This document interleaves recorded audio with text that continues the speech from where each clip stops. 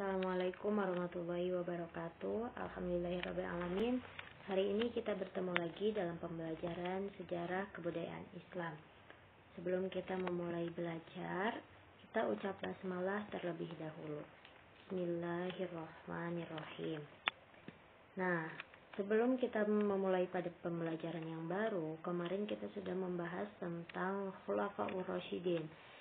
Mulai dari biografinya, cara kepemimpinannya, kemudian berapa lama dalam memimpin, dan yang terakhir adalah prestasi-prestasi yang telah dicapai oleh para khalifah atau Khulafaur Rasyidin. Nah, kemudian pada pertemuan keempat ini kita akan memasuki bab selanjutnya, yaitu tentang Daulah Umayyah. Bisa kalian perhatikan pada gambar yang tertera di layar HP kalian masing-masing. Gambar yang pertama adalah peta sebaran atau wilayah kekuasaan dari Bani Umayyah itu sendiri. Kemudian di gambar selanjutnya adalah tokoh-tokoh ilmuwan yang terkenal pada masa dinasti atau Daulah Umayyah. Nah, sebelum kita memasuki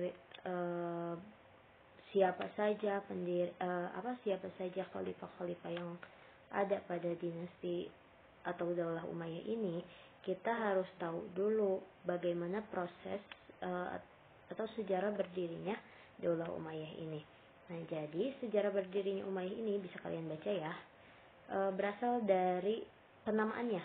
Pertama, penamaannya dinasti Umayyah atau Daulah Umayyah ini berasal dari nama Umayyah bin Abdul Syam bin Abdul Manaf, yaitu salah seorang dari pemimpin kabilah Quraisy pada zaman jahiliyah. Nah, Bani Umayyah baru masuk Islam pada peristiwa Fathul Mekah atau Futuh Mekah. Nah, kemudian nama Daulah Umayyah ini disandarkan pada pendirinya, yaitu Umayyah bin Abdul Syam bin Abdul Manaf.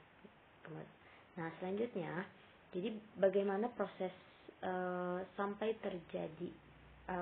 berdirinya dinasti Umayyah ini? Jadi awalnya adalah wafatnya Khalifah Utsman bin Affan. Jadi karena pada saat itu Khalifah Utsman bin Affan dibunuh oleh seseorang, kemudian dari situ kepemimpinan digantikan oleh Ali bin Abi Thalib.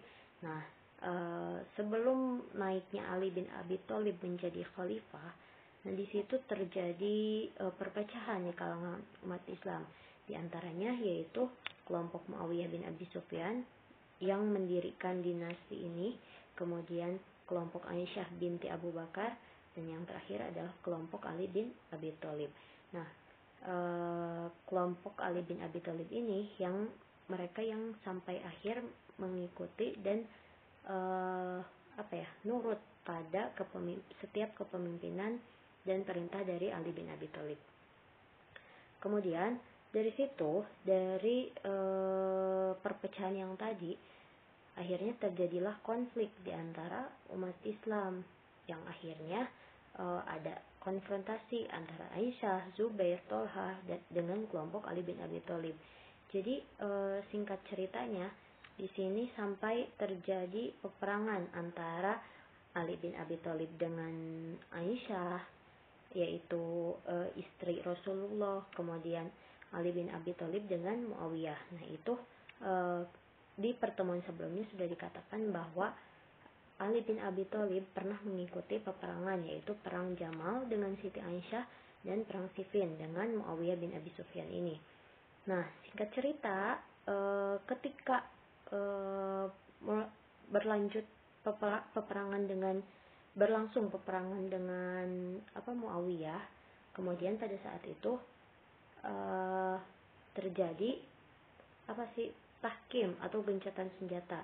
Akhirnya terjadilah tahkim pada 36 sampai 37 Hijriah atau 656 sampai 657 Masehi. Jadi sebenarnya perpecahan itu terjadi karena Ali bin Abi Thalib tidak mengusut tuntas kematian Khalifah Utsman bin Affan. Jadi mungkin Siti Aisyah dan Muawiyah itu geram pada Ali bin Abi Thalib. Kenapa sih nggak diselesaikan secara tuntas siapa pembunuhnya begitu? Makanya mereka memisahkan diri. Nah, selanjutnya perundingan mengenai kepemimpinan umat Islam antara Muawiyah dengan Khalifah Ali bin Abi Thalib. Itu di paragraf terakhir, itu karena tuntutan Muawiyah tadi. Nah, setelah tahkim yang perang Siffin dengan Muawiyah, akhirnya Khalifah Ali pun terbunuh oleh Abdurrahman bin Muljam. Kemudian sebagai gantinya dipilihlah putranya, yaitu cucu Rasulullah bernama Hasan bin Ali. Akhirnya naiklah Hasan bin Ali ini menjadi khalifah.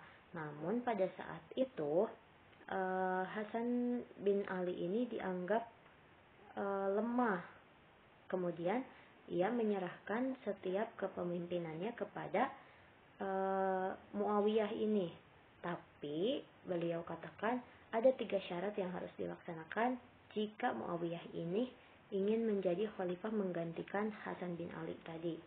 Pertama, Muawiyah harus memberi jaminan keselamatan kepada Hasan dan keluarganya. Yang kedua, Muawiyah harus menjaga keselamatan dan nama baik Ali bin Abi Thalib sebagai ayahnya ya.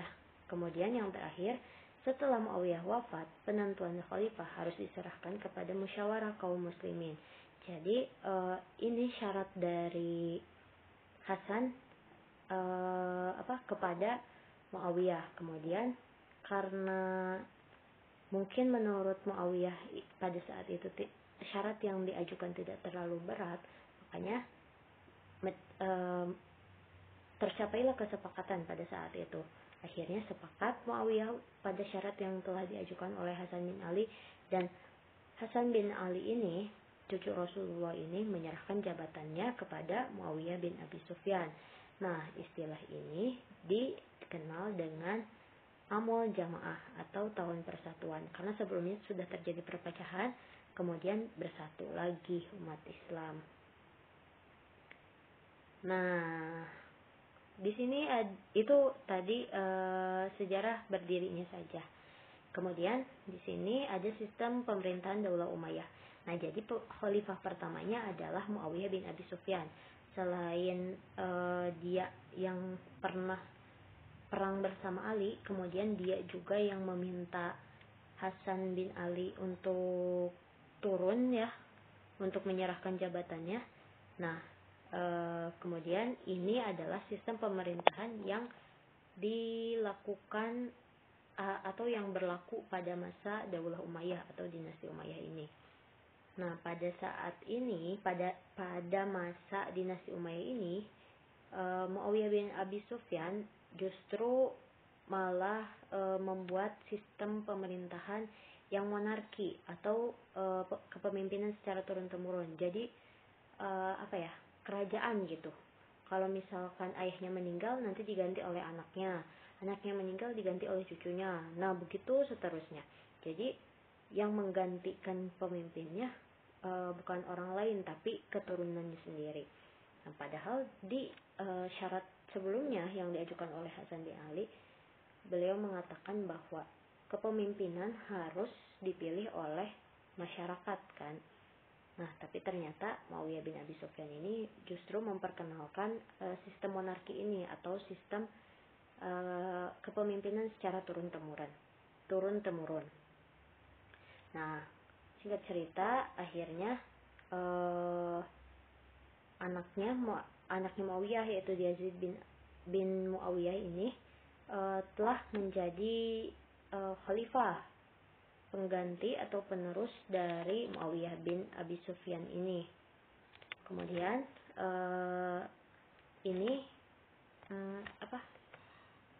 beliau bisa mengikuti pemerintahan ini karena bisa membentuk sistem pemerintahan ini karena melihat dari sistem pemerintahan Persia dan Bizantium. Alhamdulillahirrabbilalamin, cukup sekian pembahasan kali ini. Terima kasih atas perhatiannya. Wassalamualaikum warahmatullahi wabarakatuh.